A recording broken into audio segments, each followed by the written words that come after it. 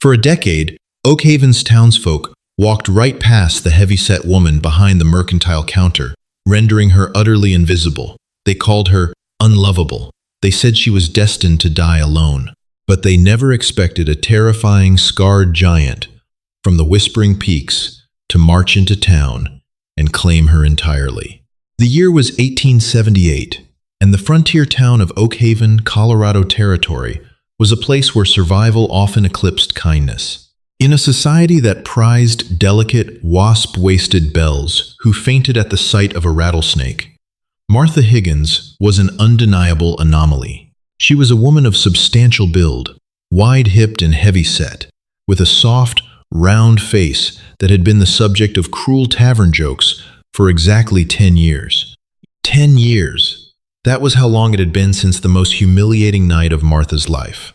Back in the spring of 1868, at the annual Oakhaven Founders' Dance, a younger, hopeful Martha had stood in her carefully sewn blue calico dress, waiting for her fiancé, Samuel Miller, to claim her for the first waltz. Instead of taking her hand, Samuel had stood in front of the entire congregation, fueled by cheap whiskey and the jeering of his friends, and declared he could not go through with the wedding. His words still echoed in Martha's mind every time the wind howled through the valley. "I ain't tying myself to a plow horse, folks. A man needs a wife, not a woman who takes up 2 pews at Sunday service." The room had erupted in laughter. Martha had not cried. She had turned around, walked out into the cold spring rain, and buried her heart beneath the floorboards of her father's store, Higgins Dry Goods. Over the next decade, Martha became a fixture of the town, but strictly an invisible one. The men of Oakhaven came to her store for nails, flour, and her famous sourdough loaves, but they never looked her in the eye. To them, she was a spinster, a cautionary tale for young girls. The women, led by the town's aging but viciously vain belle, Abigail Preston, treated Martha with a cloying, venomous pity. "Oh, Martha," Abigail would sigh, leaning over the counter. "It's such a blessing you have the store. Whatever else would a woman of your proportions do with her days?" Martha endured it all with stoic silence. When her father passed away in 1875, she took over the mercantile entirely. She hoisted 100-pound sacks of flour onto her shoulders without asking for help. She kept the ledgers perfectly balanced. She survived. But survival was not living, and the terrible, gnawing ache of loneliness was a secret she kept hidden behind a placid smile and a dusting of flour on her cheek. But as the 10-year anniversary of her humiliation approached with the upcoming 1878 spring dance, the precarious peace Martha had built began to crumble. The threat came in the form of Oakhaven's most powerful man, Josiah Abernathy.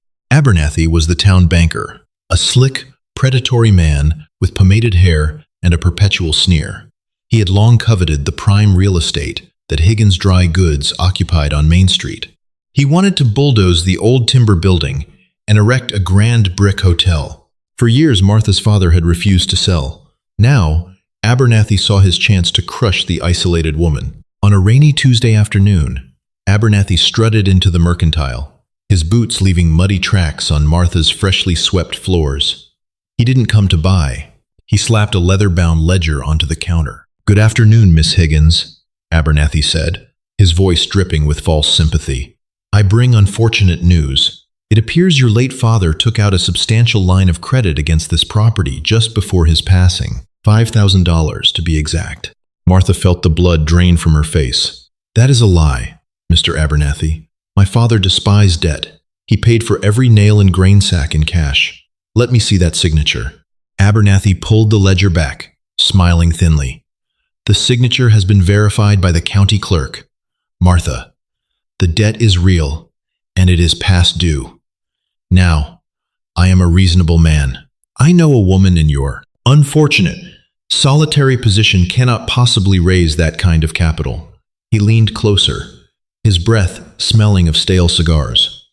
"I will forgive the debt entirely, provided you sign the deed over to the bank by Friday. You can keep the baking ovens in the back, perhaps operate as an employee of the new hotel. It's the best offer a woman like you will ever Get out, Martha whispered, her hands trembling as she gripped the edge of the wooden counter. Friday, Martha, Abernathy warned, his eyes narrowing. The night of the spring dance. If the deed isn't signed by then, the sheriff will padlock these doors on Saturday morning. You'll be out on the street with nothing but the dress on your overly broad back. When the door chimed shut behind him, Martha finally let the tears fall. She was trapped. She had no husband to defend her, no family to lend her money, and a town full of people who would gladly watch her fall. She was entirely alone, up in the jagged, treacherous altitudes of the Whispering Peaks. The laws of Oakhaven did not apply. It was a place of ice, rock, and grizzly bears, inhabited only by men who wanted to be forgotten by the world. Gideon Holt was the king of them all. Gideon was a man woven from the very fabric of the wilderness, standing 6'5", with shoulders broad enough to block out the sun. He was a terrifying figure to the townsfolk of Oakhaven. He only came down from the mountain twice a year to trade his high-quality pelts for ammunition, coffee, and salt. A brutal encounter with a mountain lion years ago had left 3 jagged, pale scars tearing diagonally across his left cheek and down his neck, permanently casting his rugged face into an expression of savage intensity. He spoke to no one. He trusted no one. The townsfolk scrambled out of his way when he walked down the boardwalk. Mothers pulled their children inside.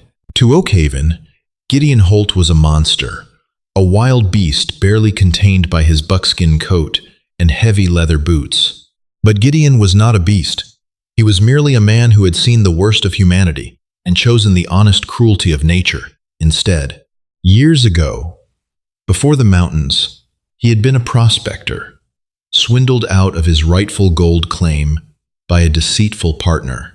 He knew what greed looked like, and he smelled it all over Oakhaven. On Thursday, the day before Abernathy's deadline, Gideon rode his massive draft horse into town. The rain had turned Main Street into a muddy soup. He tied his horse outside Higgins' Dry Goods, the only store he ever patronized. When Gideon pushed open the door, the little bell chimed frantically. The store was empty of customers, but the rich, intoxicating scent of cinnamon and fresh bread hung heavy in the air. Gideon stood in the doorway, ducking his head to clear the frame, and let his sharp blue eyes adjust to the dim light. Martha emerged from the back room, wiping her flour-dusted hands on her apron. Her eyes were red-rimmed and swollen from crying, but she immediately straightened her posture. Unlike the rest of the town, Martha had never cowered from Gideon. She saw the scars, the massive frame, and the terrifying silence, but she only treated him like a man. "Afternoon, Mr. Holt," she said softly, her voice steady. "The usual supplies?" Gideon nodded once, a slow, deliberate movement. He watched her as she moved around the store. He noticed the heaviness in her step, the way her shoulders slumped when she thought he wasn't looking. For years, Gideon had observed this woman. He had seen the way the town treated her. He had heard the cruel whispers from the saloon next door. He had watched her haul crates that would break a lesser man's back, all without a word of complaint. To the town, she was invisible. To Gideon, she was the strongest creature in the valley. As Martha packed his saddlebags with coffee and salt, she accidentally knocked a small jar of peppermint sticks off the counter. It shattered on the floor. Suddenly, the weight of the week, the impending loss of her store, Abernathy's cruelty, the decade of crushing loneliness, finally broke her. Martha sank heavily to the floor, not caring about the glass, and buried her face in her hands, letting out a stifled, heartbreaking sob. Gideon froze. The mountain man had faced down charging bears without flinching, but the sound of this woman crying struck him like a physical blow. Slowly, his heavy boots crossed the wooden floorboards. He knelt down beside her, the scent of pine needles and cold mountain air wrapping around her. With a massive, calloused hand, he gently picked up a piece of broken glass near her knee. "You're bleeding," his voice rumbled. It was deep, coarse from disuse, like stones grinding together. Martha gasped, looking up. She expected pity, or worse, disgust. But when she looked into Gideon's fierce blue eyes, she saw only a quiet, burning intensity. "It's nothing," she whispered, hastily wiping her face. "I'm sorry, Mr. Holt. It's just, I'm losing the store. Josiah Abernathy forged a debt against my father. Tomorrow night, I lose everything. Gideon's jaw tightened, the scars on his cheek pulling taut. The name, Abernathy, struck a dark chord in his memory. Josiah Abernathy was the very man who had funded the crooked partner who stole Gideon's claim a decade ago. Gideon stood up, towering over her. He reached into his coat and pulled out a heavy leather pouch, dropping it onto the counter. It hit the wood with a dull, heavy thud. "Keep it," Gideon commanded. Martha frowned, opening the pouch. She gasped. It was filled with raw, uncut gold nuggets. "Mr. Holt, I can't take this. This is a fortune." "Pay the rat," Gideon said flatly. He turned toward the door, then paused, looking back over his massive shoulder. His gaze locked onto hers, stripping away the invisible armor she had worn for 10 years. "A woman like you shouldn't be crying on the floor." Before Martha could utter another word, he was gone, leaving only the scent of the wild behind. The next night was the Oak Haven Spring Dance. The town hall was strung with paper lanterns and filled with the screeching of a fiddle. Martha was there, not as a guest, but as the caterer. She stood in the back corner behind a long table of pastries, wearing her best dark green dress, trying to make herself as small as possible. The gold was heavy in her apron pocket. She had tried to find Abernathy all day to pay the debt, but the banker had conveniently made himself scarce, planning to corner her publicly at the dance to maximize her humiliation. Sure enough, as the clock struck 9, the music halted. Josiah Abernathy climbed onto the small wooden stage, raising his hands for silence. Abigail Preston stood near the front, smirking maliciously toward Martha's corner. "Friends and neighbors," Abernathy announced loudly, "it is with a heavy heart I must share some town business. Tonight marks the end of an era. Due to insurmountable debts, Higgins Dry Goods will be foreclosed upon tomorrow morning." Gasps rippled through the crowd. Eyes turned to Martha, filled with that same old, mocking pity. Miss Higgins simply doesn't have the means, or the capable hands of a husband, to manage her affairs, Abernathy continued smoothly. "So, let us bid her farewell." Crash. The heavy double doors of the town hall burst open violently, the wind howling into the room and extinguishing half the lanterns. The crowd went dead silent, parting like the Red Sea. Gideon Holt stepped over the threshold. He had shed his heavy winter furs. He wore a clean black broadcloth shirt that stretched taut over his massive chest, dark trousers, and polished boots. His wild hair was pulled back, fully exposing the terrifying scars on his face. But he didn't look like a beast tonight. He looked like a dark, avenging king. Abernathy's smug smile vanished, replaced by pale terror. He recognized the man from the mountains. He knew exactly who Gideon was. Gideon ignored the banker. He ignored Abigail Preston, who was staring open-mouthed at the sheer, raw masculinity of the giant. Gideon's piercing blue eyes swept the room and locked onto the back corner. His heavy boots echoed in the silent hall as he walked deliberately past the delicate bells, past the bewildered men, straight to the pastry table. He stopped in front of Martha, who was trembling, clutching the gold in her pocket. Gideon reached out a massive, scarred hand. "Miss Higgins," his deep voice resonated through the breathless room. "I believe this is my dance." The town of Oak Haven collectively stopped breathing. The invisible, obese spinster who hadn't been chosen in 10 years was standing face to face with the most dangerous man in the territory. Martha looked at his rough hand, then up into his fierce, unwavering eyes. For the first time in 10 years, she didn't feel invisible. She felt seen. Slowly, she reached out and placed her hand in his. Gideon's massive, calloused hand enveloped Martha's trembling fingers. The sheer size of him dwarfed her, but for the first time in her adult life, Martha did not feel awkwardly large. She felt perfectly, beautifully protected. The fiddle player, standing frozen on the small wooden stage, was jolted back to reality by a sharp, lethal glare from Gideon's piercing blue eyes. The musician hastily tucked the battered instrument beneath his chin and dragged his bow across the strings, striking up a slow, trembling waltz. Gideon stepped forward, pulling Martha seamlessly against his broad chest. The townsfolk of Oakhaven scrambled backward, pressing themselves against the lantern-lit walls, their eyes wide with a mixture of terror and morbid fascination.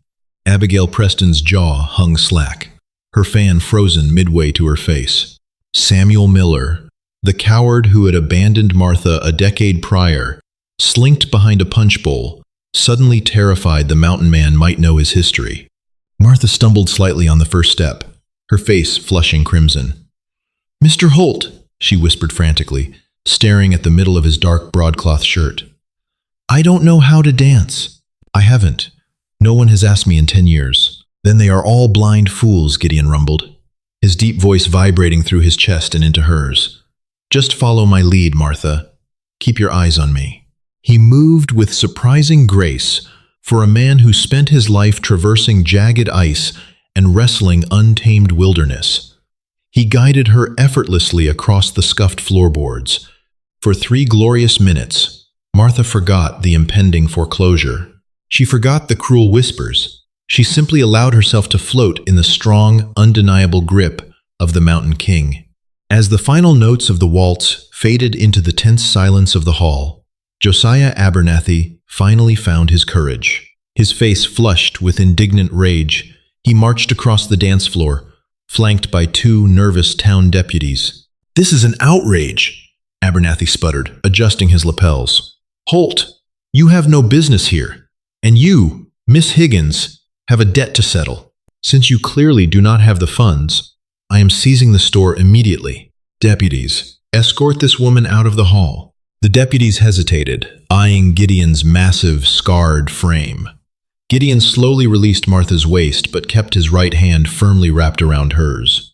He turned his terrifying visage toward the banker. "She has your money, Abernathy," Gideon stated, his voice a low, gravelly threat that seemed to lower the temperature in the room. Martha, emboldened by Gideon's presence, reached into her deep apron pocket.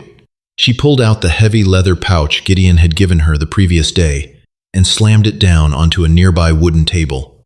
The dull, heavy thud echoed through the silent room. She untied the rawhide string, revealing the glittering, raw gold nuggets within. Gasps erupted from the crowd. Abigail Preston clutched her pearls. Abernathy sneered, though a bead of sweat rolled down his pomaded forehead. "Raw gold? This is highly irregular. I cannot accept uncut ore. It must be assayed and weighed in Denver. Until then, it is worthless to the bank. The foreclosure stands." "You lose, Martha." A cruel, triumphant grin spread across Abernathy's face. But Gideon did not flinch. Instead, the giant reached inside his dark broadcloth coat and withdrew a crisp, folded piece of thick parchment bearing an official wax seal. He tossed it onto the table beside the gold. "You don't need to assay the gold, Josiah," Gideon said smoothly, "because you don't own the bank anymore." Abernathy's smile vanished. "What are you talking about?" 10 years ago, Gideon began, his voice carrying to every corner of the silent hall. "You funded a crooked prospector named Jebediah Rust. You paid him to jump my claim up in the Whispering Peaks. You thought I died when that mountain lion dragged me into the ravine. You built your entire banking empire on my stolen silver." The crowd began to murmur. Abernathy turned pale, his eyes darting toward the exits. "I survived," Gideon continued, stepping closer, towering over the trembling banker. "And I spent the last 10 years mining a vein of gold twice as rich. Last month, I rode down to Denver. I visited the First National Reserve, the very institution that holds the mortgage on your little operation here in Oakhaven. I bought your outstanding loans, Abernathy. All of them. As of yesterday morning, I am the sole owner of the Oakhaven Bank." Abernathy stumbled backward, knocking over a chair. That's impossible. The paperwork is right there, signed by a federal judge," Gideon sneered, the scars on his face pulling tight. "Martha Higgins' debt is forgiven. Your debt, however, is being called in. You have until sunrise to pack your bags and leave this territory, or I will let the U.S. Marshals handle you for claim jumping and fraud." The hall erupted into chaotic chatter. Abernathy, entirely defeated and publicly ruined, pushed past the deputies and fled out the double doors into the night. The town's tyrant had been toppled in a matter of minutes. Martha stood frozen, staring at the official parchment on the table, then up at Gideon. The massive mountain man ignored the stunned townsfolk. He turned his back on them entirely, offering his arm to Martha. "It's crowded in here," Gideon muttered. "Walk with me?" Martha nodded numbly, slipping her hand through his arm. Together they walked out of the town hall, leaving the bewildered residents of Oakhaven in their wake. No one dared stop them. No one dared whisper a single cruel word. The night air was crisp and clean, washing away the stench of cheap whiskey and fear from the dance. They walked in comfortable silence down the muddy boardwalk of Main Street until they reached the dark, quiet storefront of Higgins Dry Goods. Martha leaned against the wooden railing of the porch, looking up at the towering man beside her. The moonlight caught the jagged scars on his face, but she did not see a monster. She saw her savior. "I don't know what to say, Mr. Holt," Martha whispered, her voice thick with emotion. "You saved my livelihood. You saved my life. I can never repay you." "Gideon," he corrected gently, stepping closer. "And there is no debt between us, Martha. I didn't do this for the town. I didn't even do it for the revenge against Abernathy. I did it for you." Martha looked down at her heavy hands, suddenly self-conscious again. "Why? Why me? Look at me, Gideon. I am not like the other women. I am too big, too loud, too rough. 10 years ago, the man I loved told the whole town I was a plow horse. I'm invisible." Gideon's large hand reached out, his rough fingers gently tilting her chin up so she was forced to look into his fierce, burning blue eyes. "Samuel Miller was a blind, weak boy," Gideon rumbled, his voice thick with raw emotion. "He wanted a fragile porcelain doll because he was too fragile to handle a real woman. I have watched you for years, Martha. I watched you carry sacks of flour that would break a normal man.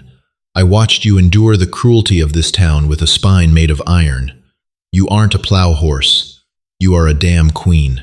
Tears welled in Martha's eyes, spilling over her dark lashes and sliding down her soft, flour-dusted cheeks. "Up in the mountains," Gideon continued, his thumb gently wiping away a tear.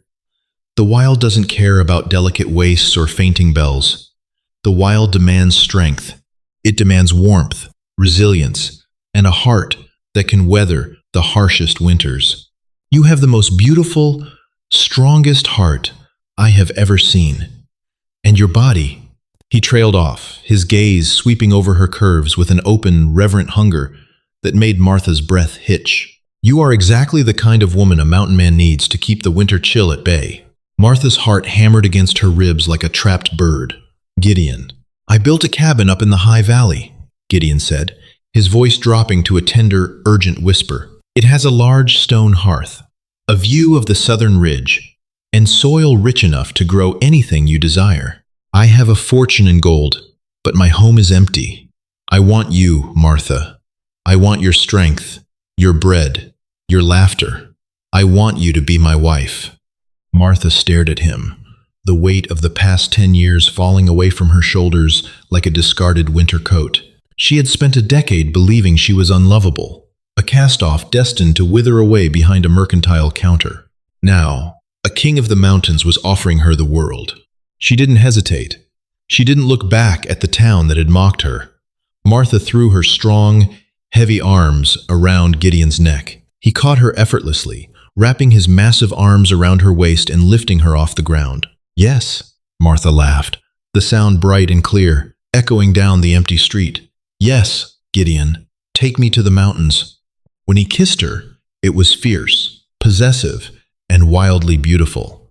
It was a promise of a life where she would never be invisible again. The next morning, the town of Oakhaven awoke to find Higgins Dry Goods permanently closed. A handwritten sign was nailed to the front door, reading, "Closed. Gone to the mountains."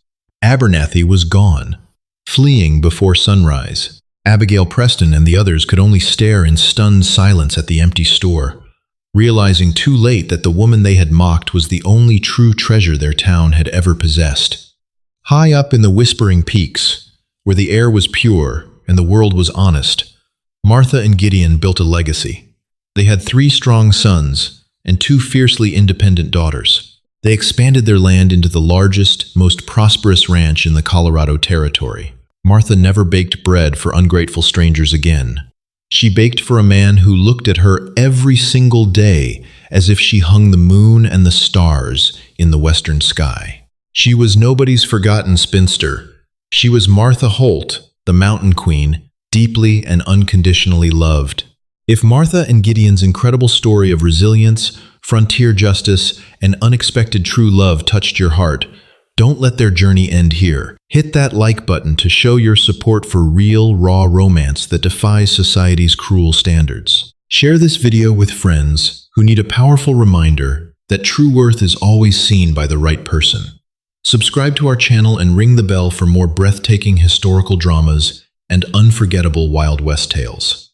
Join us